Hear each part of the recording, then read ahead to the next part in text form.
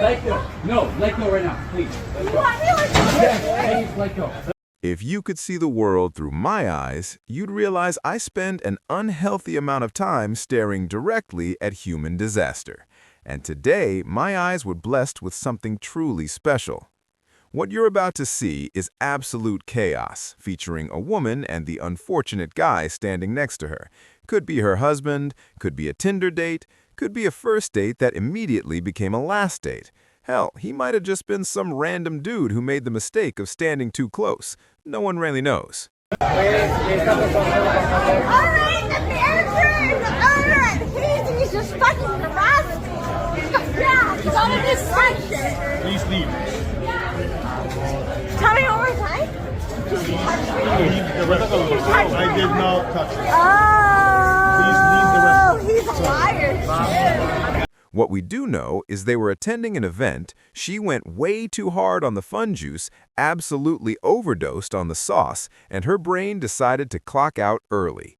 She reached a level of intoxication where reality becomes optional, logic leaves the building, and suddenly everyone around her is the enemy.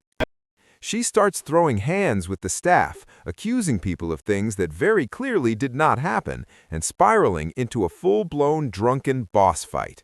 Spoiler alert, this is not a fairy tale ending. This is not a redemption arc. This is one of those you're gonna cringe at this memory for the rest of your life moments. Alright, let's roll in. Argument breaks out. So here's the situation. She's absolutely hammered and has now crossed into hallucination territory. She's accusing someone of harassing her despite literally everyone around her, including the guy she's with, saying that never happened.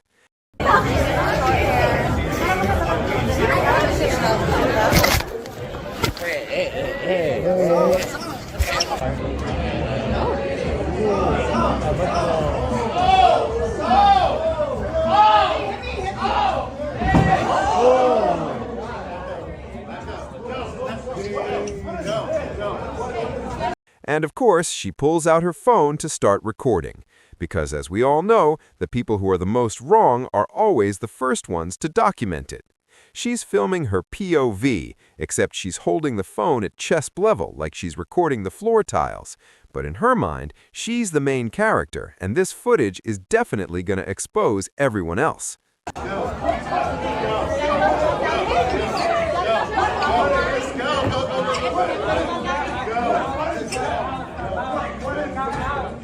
Get out the way. Get out the way. Let's go. No pooping.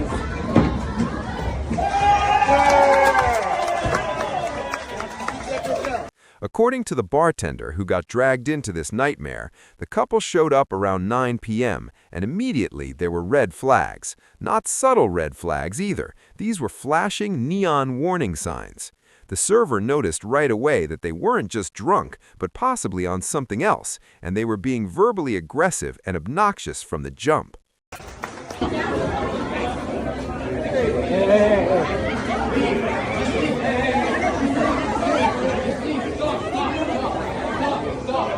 Eventually, the server taps out and calls in the manager. The manager enters the battlefield, takes one look at the situation, and makes the executive decision, yeah, these two are done. He confiscates their drinks, tells staff not to serve them anymore, and asks them to leave.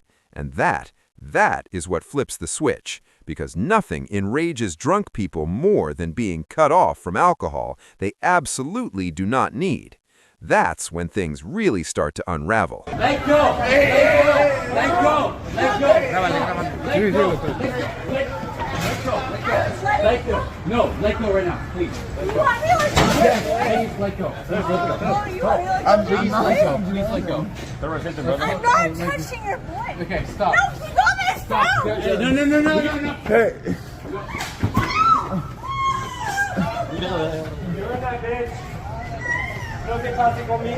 All right, there is a lot going on here. This situation is absolutely loaded, so let's break it down.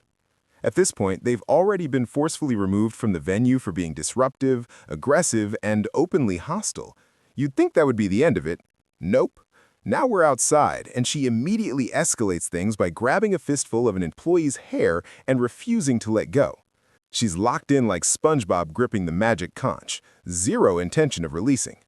Meanwhile, the poor guy she's with, boyfriend, date, emotional support human, who knows, is desperately clinging on to her, trying to pull her back, while he is simultaneously being pulled by someone else. It turns into that classic movie scene where 5 people are grabbing each other in a chain, except instead of saving someone from falling, everyone's just trying to eject 2 absolute disasters from the area. And somehow, it still isn't enough.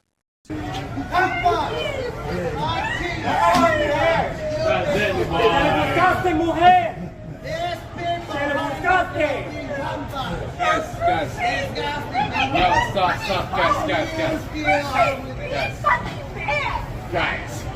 No, stop.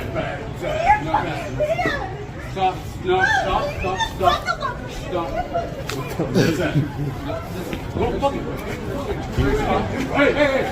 Fueled entirely by alcohol and bad decisions, she breaks free like a feral raccoon escaping a trap.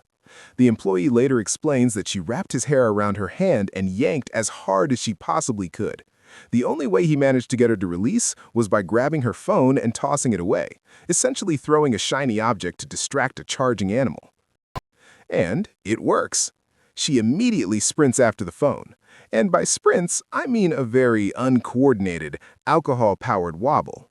But then, perfection. She gets tripped, and it's beautiful.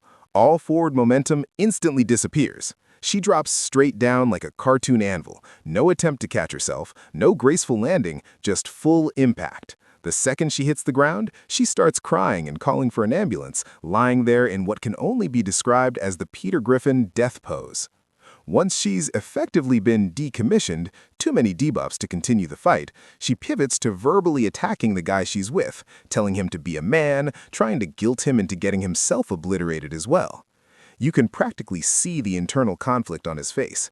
If he does nothing, she's mad. If he does something, he's going to get folded like laundry. A true lose-lose scenario. Eventually, he decides to send it. He shoves the guy wearing the Santa hat, who is significantly larger than him. This is not David versus Goliath. This is David versus Goliath, except David is drunk, confused, and making terrible choices. He never stood a chance. I genuinely believe that Santa Hat guy could have snapped him in half like Bane did to Batman if he wanted to. But the real villain here is her, drunkenly screaming encouragement like a demon whispering terrible ideas directly into his brain. And that's where the video ends. But the consequences? Oh, they keep going. The San Francisco Police Department eventually arrested her, and because this clip went insanely viral, her employer found out. She was identified as Shine F. Kari, a senior growth marketing and retention manager at Strava. Strava released a statement confirming they were aware of the incident, did not condone violence of any kind, and terminated her employment shortly after. No updates on the guy she was with, but I'm willing to bet that after almost getting deleted by a man in a Santa hat, he learned a very important life lesson that night. In the end, she went extremely hard, and absolutely nothing about it was worth it. An unforgettable night that she won't remember, fueled by way too much holiday cheer. Anyway, that's about it. See ya.